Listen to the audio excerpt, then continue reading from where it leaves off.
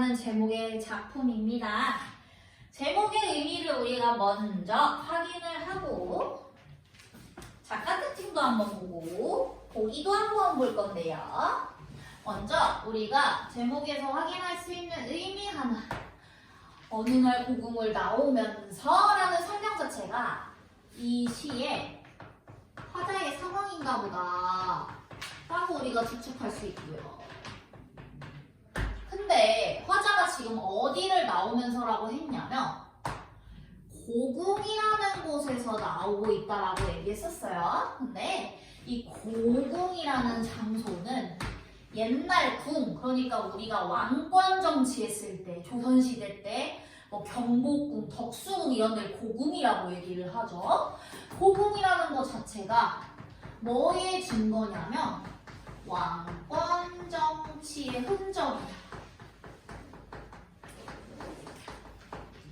자, 현재는 우리가 왕권 정치가 아니라 민주주의잖아. 얘들아. 왕이 없잖아. 모두가 평등하게 다 주권을 가지고 있는 국민들인데 옛날 왕권 정치할 때는 누구만 권력을 가지고 있었지? 왕 한 명만 권력을 가지고 있었단 말이야. 문득 화자가 그 왕권 정치의 흔적인 고궁을 바라보면서 무언가 떠올리고 있는 내용들을 우리한테 전달을 해줄 건데 여기서 깊게 들어가야 될 건 이제 이 세 번째 작가의 특징입니다. 작가 김수영이라는 사람인데 이 김수영 시인은 언제 활동했던 사람이냐? 1960년대 때 활동했던 시인인데요. 이 시인을 두고 우리가 별명을 뭐라고 부르냐면 참여시인이라고 불렀어요. 자, 이 두 키워드 오늘 되게 중요한 키워드인데 1960년대라고 하면 우리나라 문인들이 뭐를 소재로 글을 많이 썼냐? 이때 당시 대통령이 누구였게? 아시는 분? 고종. 아, 조선시대가 아닌데 고종이 왜 나와, 도윤아? 이승만. 이승만은 초대 대통령이 아니라 완전 초창기 대통령. 이승만 다음에 누구였게? 접근은 일단 좋다, 도윤아. 이승만 다음에 그거 누구게? 니네가 이 사람은 거의 모르더라고. 잠깐 했었어. 이승만 대통령. 자, 우리나라 1대 대통령 이승만이지. 2대 누구게?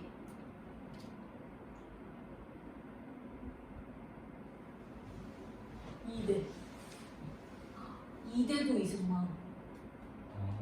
아, 3대 누구게? 이승만. 3대까지 이승만. 3번 대통령 해먹잖아. 부정선거로. 그러다가 사람들이 이제 시위에서 끌어내렸지? 끌어내리고 4대 때 올라온 대통령이 윤보선이라는 대통령이야. 니네들이 득보라서 이름 잘 몰라. 그냥 윤보선이라는 대통령이 있었다는 것만 알아. 근데 그 사람 금방 내려와. 왜냐면 어떤 사람이 태크 끌고 청와대로 쳐들어서 자기가 대통령 하겠다고 올라와. 그 올라온 5대 대통령이 누구야? 박정희야. 박정희가 5대 대통령이야. 6대 누구게? 땡. 박정희야. 6대도 박정희야. 7대 누구게? 박정희야. 8대 누구게? 박정희야. 9대 누구야? 박정희야. 자, 이 사람 몇 대 해먹었어? 5, 6, 7, 8, 9 해먹은 거야? 17년인가를 대통령을 했어. 당연히 17년 동안 국민들이 박정희가 너무 대통령을 잘해서 다 뽑아준 게 아니라 부정선거 있었어요. 자, 그 시기가 1960년대입니다. 이해되시나요? 1960년대 하면 독재 정권 시기예요.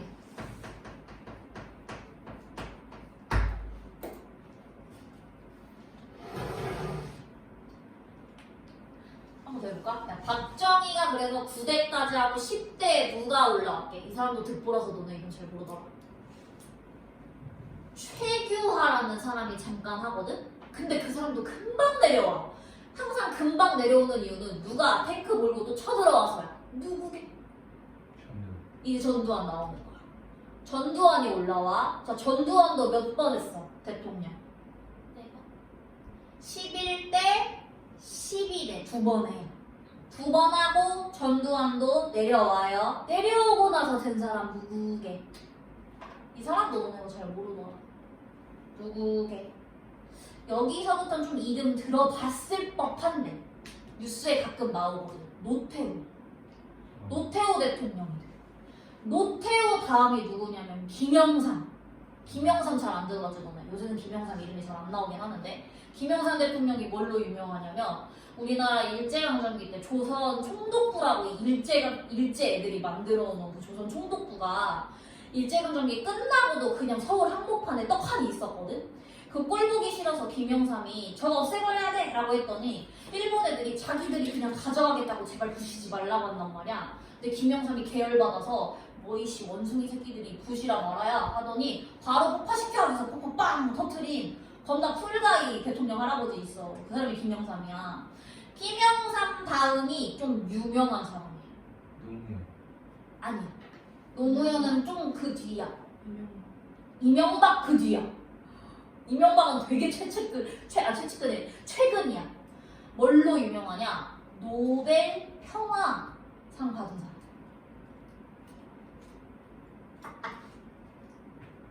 몰라? 김대중. 모른다고? 들어봤지. 들어봐야지. 김대중 대통령.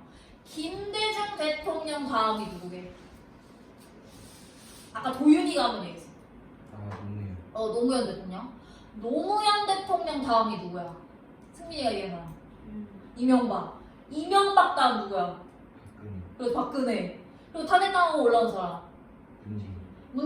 문재인 다음 올라온 사람. 윤석열. 우리가 알고 있는 그 이름들. 윤석열. 그 다음에 이제 이재명. 이렇게 되는 건데. 자, 독재 정권 시기에 활동했던 시인들 중에서 이렇게 사회가 흘러가면 안 돼! 라는 걸 시에다 담아내는 사람들을 우리가 참여시인이라고 얘기를 했어요. 그래서 참여시인이라고 불리는 사람들은 사회의 부조리함을 시를 통해서 고발하고 비판하는 시인들을 말합니다. 그 중에 대표 작가가 바로 김수영이에요. 자, 그래서 김수영 작가가 왜 고궁이라는 말을 썼냐? 지금 내가 살고 있는 1960년대 대한민국은 민주주의 국가인데 왜 대통령은 민주주의로 하지 않고 왕권 정치하고 있지 아직도? 라는 의식이 들어가 있는 거예요. 됐죠? 자, 그래서 우리가 요 정도까지 한번 배경 지식 쌓아봤고, 자, 쌤이 힌트 얻으러 보기 한 번씩 가보라고 했죠? 오늘은 2번에 보기가 딸려 있네요. 보기에서 어떤 힌트 얻을 수 있나 하고 봤더니 일상적 제재와 비속어의 사용은 자신의 소시민적이고 속물적인 근성을 피하지 않고 정직하게 바라본 김수영 씨의 특징이다. 자, 보기에서 김수영 시인의 특징을 지금 우리한테 얘기해 줬는데 특징 크게 두 가지 있다고 합니다. 일상적인 소재를 사용할 거고요. 특별한 소재가 아니라 우리 주변에서 확인할 수 있는 두 번째 비속어를 사용한다. 원래 우리 시에서 비속어 보기 어렵잖아. 근데 이 사람은 시에다 비속어를 사용해. 근데 요것들 사용하는 이유가 뭐 때문이냐? 자기가 가지고 있는 소시민적이고 그리고 속물적인 속성을 솔직하게 보여주기 위해서래. 자, 우리 아가들 오늘 중요한 키워드 소시민이라는 말, 속물적이라는 말, 이거 중요합니다. 보통 이 키워드 부정적인 의미야 얘들아. 소시민이 무슨 뜻이냐면 이거야. 봐봐, 독재 정권은 좋은 거야 나쁜 거야? 나쁜 거야. 그래서 그렇게 정치하면 안 돼 라고 국민들이 소리를 낼 수 있어야 돼. 근데 그렇게 소리를 내지 못한 이유는 이 정권이 어마무지한 권력을 가지고 있어서 잘못 얘기했다가는 끌려서 고문을 당할 수도 있고 죽을 수 있단 말이야. 위험하단 말이야. 무서워서 말을 못하는 거야. 예를 들어 이런 거야. 너네 길을 가고 있는데 초등학생들이 뒷골목에서 담배를 막 뻑뻑 핀다고 하자? 그러면 돼, 안 돼? 안 되잖아. 근데 걔네들한테 야 너네 씨 어린 것들이 무슨 담배야? 이랬을 때 걔네들이 뭐? 이러면서 나한테 해를 가할까 봐. 막 덩치가 강호동만해. 그럼 우리 뭐라고 못하잖아. 그래서 쟤네가 지금 나쁘게 행동하는 건 아는데 내가 뭐라고 했다가 나 위험해지면 어떡하지? 라는 생각 때문에 말하지 못하는 태도, 그걸 소시민적 태도라고 얘기해. 개인의 안위를 생각하는 거. 속물적 근성 뭐야? 나 피해보기 싫은 거야. 이득만 보고 싶은 거야. 그런 모습들은 사실 얘들아, 만약에 인간이 이런 속성을 가지고 있으면 그거 자랑해. 숨겨? 창피한 모습이니까. 근데 김수영 작가는 그것들을 피하지 않고 정직하게 드러내는 사람이래요. 이 정직함은 자신과 세계를 바로 응시할 수 있게 하고 자기 비판을 가능하게 한다. 이러한 비판 정신은 기존 질서에 대항하고 역사와 현실의 불합리에 맞서는 힘이 된다라고 얘기하면서 이 사람이 이런 걸 시에다가 담아내는 이유가 뭐라고? 자기 비판을 가능하게 한다. 내 스스로를 내가 비판을 정직하게 할 수 있어야 불합리한 현실에 저항할 수 있다. 라는 생각을 가진 시인이었대요. 김수영 시인. 됐죠? 그래서 그럼 우리 보기에서 어떤 힌트 얻었다? 이 시를 읽어보면 일상적인 소재와 비속어의 사용을 통해서 화자가 자기 자신 비판하겠다. 그 비판하는 것 자체가 불합리한 현실에 저항하는 수단이겠다라고 보시면 되겠습니다. 자, 보기 다 읽었으니 우리 본문 들어가서 어떤 내용인지 한번 읽어볼 거예요. 어떤 내용이 나왔냐? 여러 개 나왔습니다. 먼저 1형부터 읽어볼게요. 읽었더니 1년 첫 번째 행에 대놓고 얘기해요. 왜? 나는 조그마한 일에 분개하는가. 자, 스탑. 화자가 반성하고 있죠, 무언가를. 뭘 반성하고 있냐? 조그마한 일에 자기가 계속 분개를 하는 거예요. 자, 스탑. 여기서 우리 조그마한 일이라는 말 밑줄 한번 그어주시고. 도윤아, 맥락상 중요한 일이야, 중요하지 않은 일이야? 중요하지 않은 일이야. 근데 우리는 이 시에서 이걸 두고 뭐라고 할 거냐면 중요하지 않은 일이란 쉬운 말 대신에 비본질적 문제 라고 할 거야. 왜 나는 이런 비본질적인 문제에만 분개를 하는가? 화를 내는가? 자, 진짜 궁금해서 물어보는 게 아니라 나는 왜 이렇게 살아? 한탄하는 거야, 얘들아. 이런 거 무슨 법이라고 했다? 서리법이면서 그렇지, 영탄도 사용한 거야. 됐죠? 자, 왜 얘가 이렇게 자기 자신에 대해서 난 조그만 일에만 화를 내는 옹졸한 놈이야? 라고 얘기를 하냐면 저 왕궁 대신에 왕궁의 음탕 대신에 잤어? 왕궁의 음탕. 이 여기서 말하는 이 왕궁의 음탕이라는 건 뭘 의미하는 걸까요? 지금 우리나라를 권력을 잡고 있는 독재 정권을 왕궁이라고 얘기한 거야? 더러운 것들이야. 근데 나는 그거를 화를 내야 되는데 그거 대신에 뭘 화를 내고 있대? 50원짜리 갈비가 기름 덩어리만 나왔다고 분개하고 기름 덩어리가 나왔어! 라고 나는 분개했대. 잤어. 자, 얘들아, 왕궁의 음탕은 본질적인 일일까 비본질적인 일일까? 내가 진짜 분노하고 화내야 될 일인 거야. 이거는 저렇게 정치하면 안 돼 라고 이게 본질적인 문제야. 근데 나는 이 본질적 문제에 화를 내? 못 내? 못 내. 무서워. 쟤네들이 나한테 뭐라고 하면 어떡해. 나 붙잡혀가면 어떡해. 그래서 내가 오히려 화를 내는 건 갈비에 기름 덩어리만 있다고. 이 본질적 문제에만 화를 내는 거야. 누구한테 화를 내? 설렁탕집 돼지 같은 주인년한테 화를 낼 거야. 자, 얘들아, 비속어 사용했지? 왜 사용했을지 잘 생각해봐. 이 사람이 진짜 화를 내야 될 건 대통령이 저러면 안 되지? 이건데 거기에 화를 내는 게 아니라 힘 약한 주인한테 얘기하는 거야. 저 돼지 같은 주인년? 이라고 욕해도 이 사람이 나한테 뭐라고 위해를 가하지는 않을 거니까. 자, 그래서 돼지 같은 주인년이라는 이 비속어 표현을 통해서 잘 생각해 얘들아. 문제가 나왔다 치자. 이 표현은 설렁탕집 주인을 부정적인 걸 강조하는 거야? 아니면 그 사람을 욕하는 화자의 부정적인 면모를 강조하는 거야? 맞죠. 화자의 부정적인 면모를 강조하는 거야. 예를 들어 너네가 식당에 엄마 아빠랑 밥을 먹으러 갔어.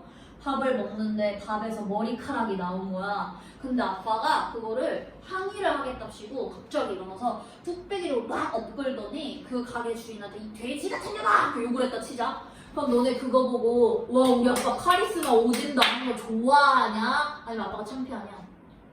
창피하잖아. 왜 저러나 싶잖아. 너무 옹졸하잖아 사람이. 그래서 이 비속어를 통해서 화자가 뭘 강조하는 거나 너무 옹졸한 놈이야. 진짜 화내야 될 대상한테는 화내지 못하고 이런 사람들한테만 화를 내 라는 모습을 보여주고 있는 거야. 자, 그래서 돼지 같은 주인년한테 욕을 하고 어떻게? 옹졸하게 라고 자기 자신을 옹졸하다고 표현하고 있는 거예요. 됐죠? 자, 그래서 우리가 1년의 내용을 읽었을 때 어떤 거 눈에 들어와야 되는가? 본질적 문제와 비본질적 문제의 대비를 보셔야 돼요. 대비. 됐죠? 자, 2연으로 들어갑니다.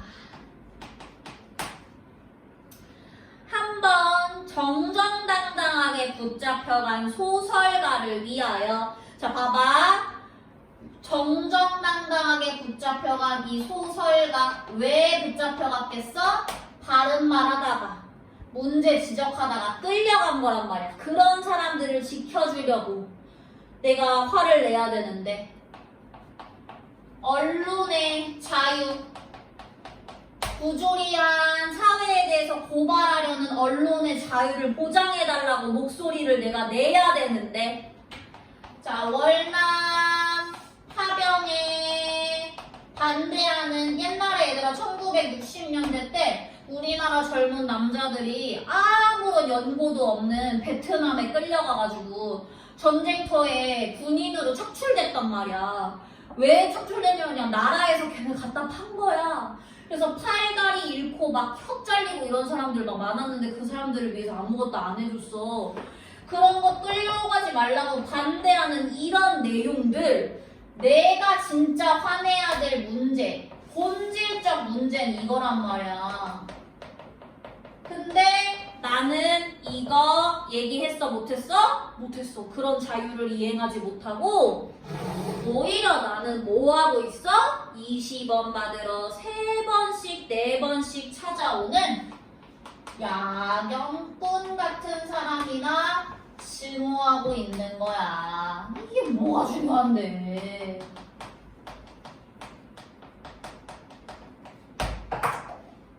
본질적 문제에는 목소리를 내지 못하고 비본질적 문제에만 화를 내는 내 모습 계속 반복해서 얘기해주고 있는 거예요.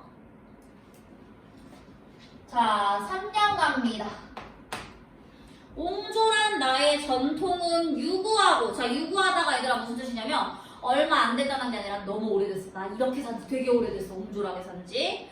이제 내 앞에 정서로 가로 놓여 있다. 어딜 가든 난 이렇게 옹졸하게 살 수밖에 없을 정도로 이제 뼈에 배어 있다는 거야. 이를테면 이런 일이 있었다. 자, 얘들아, 니은 밑줄 그어져 있을 거야. 이렇게 얘기하는 거 보니까 하자. 과거 해상에서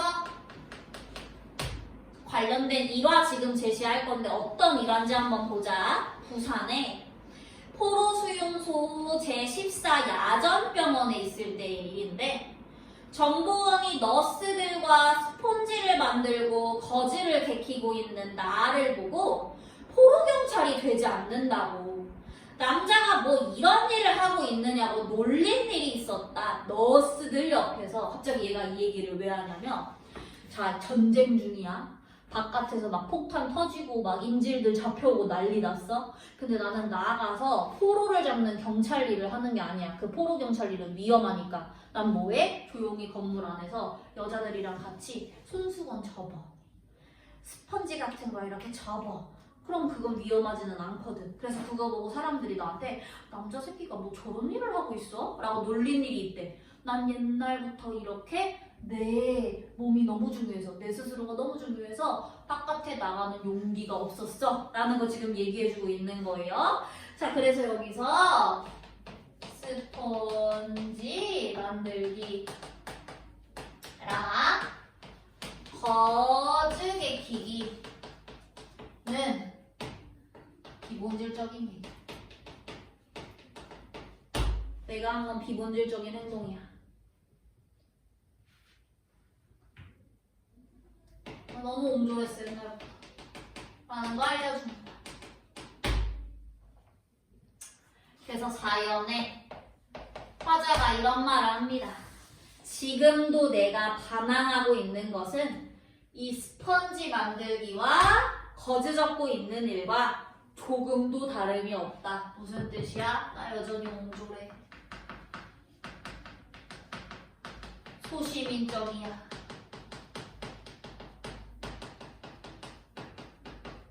무서워서 못 나가.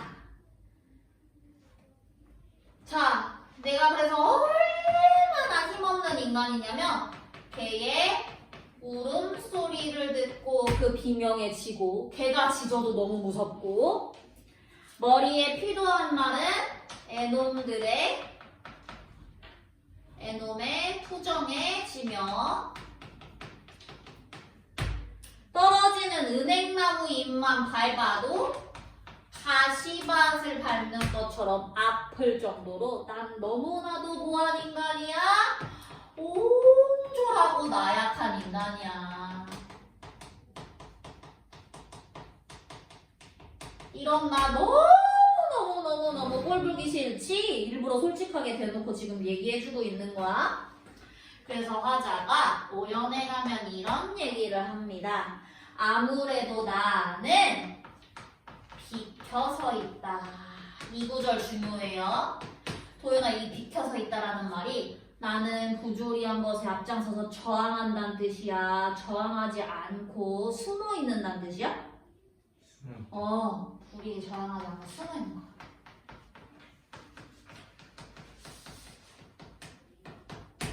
이걸 두고 뭐라고 한다고? 무슨 태도? 소시민적 태도라고 한다.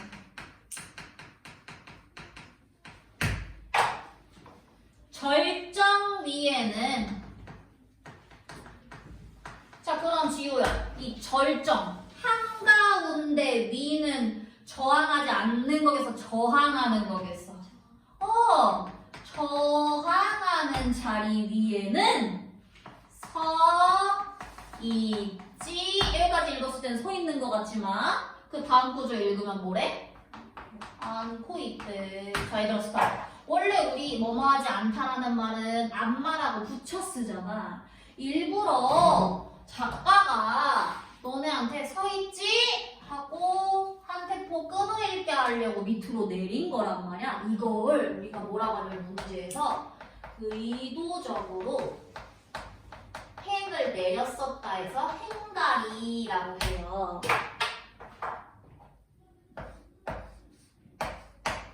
나는 너를 좋아해. 이렇게 뜸들고 말하는 것처럼 긴장해서 읽게 만들고 강조해주는 역할을 합니다. 나는 절정위에는 서 있지 않고 앞만 해도 조금쯤 옆으로 비켜서 있다.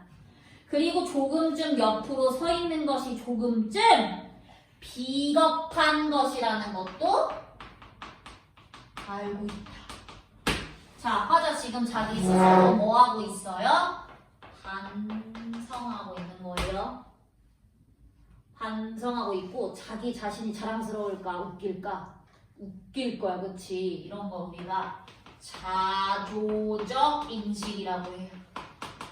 이런 게 자조적 인식이 아니라 스스로를 비웃는 거, 비판하는 거.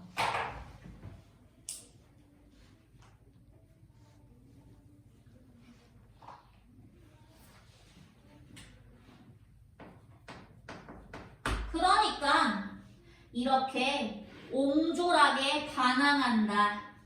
이발쟁이에게, 땅 주인에게는 못하고 이발쟁이에게, 구청 직원에게는 못하고 동네 직원에게도 못하고, 야경꾼에게 20원 때문에 10원 때문에 1원 때문에 우습지 않느냐 1원 때문에 라고 하면서, 자, 나의 옹졸한 모습 부각하려고 태도 대비하는 거 보여줘요. 강자한테는 찍소리 못하고 약자한테만 화내는 모습 보일 건데, 유견에서. 자, 유견에서 도윤아, 강자가 누구 나왔어?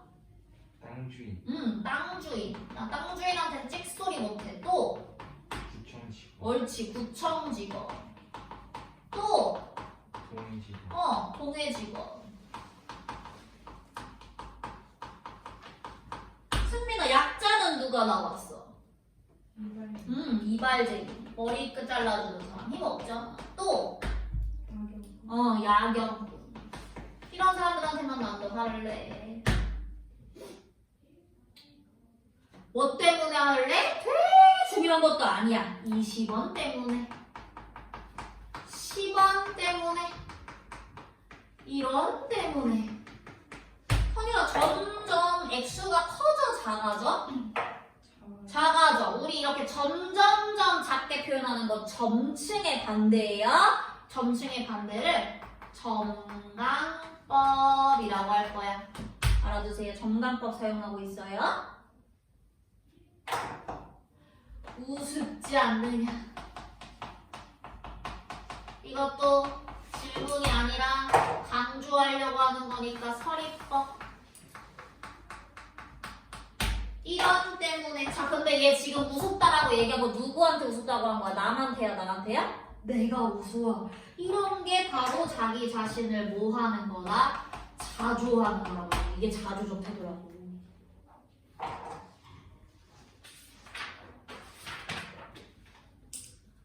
자, 마지막 구절입니다. 그래서 화자가 이렇게 얘기해요. 모래야, 나는 얼만큼 작으냐. 바람아, 먼지야, 풀아, 나는 얼만큼 작으냐. 자, 자기가 너무나도 옹졸하다 못해 작은 사람인 것 같은 거야. 맨날 이렇게 살아가니까. 그걸 계속 성찰하고 반성하는 어조로 얘기하는데, 누구한테 말을 걸면서 성찰하고 반성하냐면 모래, 바람, 먼지, 풀과 같은, 얘 큰 애들이야 작은 애들이야? 작은 애들이야. 난 얘네들보다 더 작아 라는 인식 드러내고 있는 거예요. 무슨 법 사용해서? 모래, 바람, 풀, 먼지는 사람이 아닌데 불렀네. 의인법. 누구 부르면 쌤이 무슨 법이라고 한다 했지? 도노법. 말을 건네는 어조 사용하고 있어요. 자연글들 쭉 열거했어요. 이런 거 정리해 주면 되겠습니다. 됐죠? 그러면서 마지막 말줄임표 사용하면서 시가 마무리가 됩니다.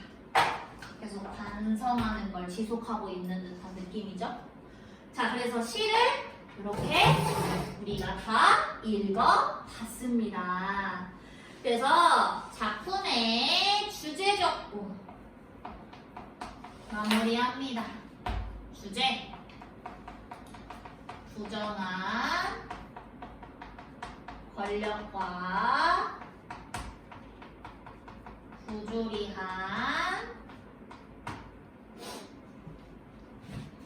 사회에 저항하지 못하는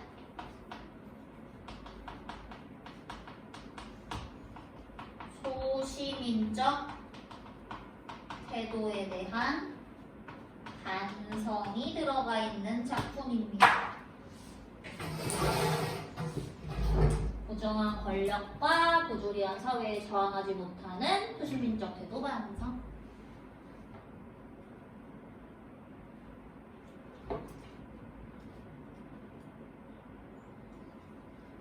우리 10분 쉬었다가 객관식 문제 풀이 해줄게요. 틀린 문제 있으면 다시 한번 고쳐보세요. 잘 봐봐. 문제 별로 안 어려웠어. 내용이 어려서 그렇지.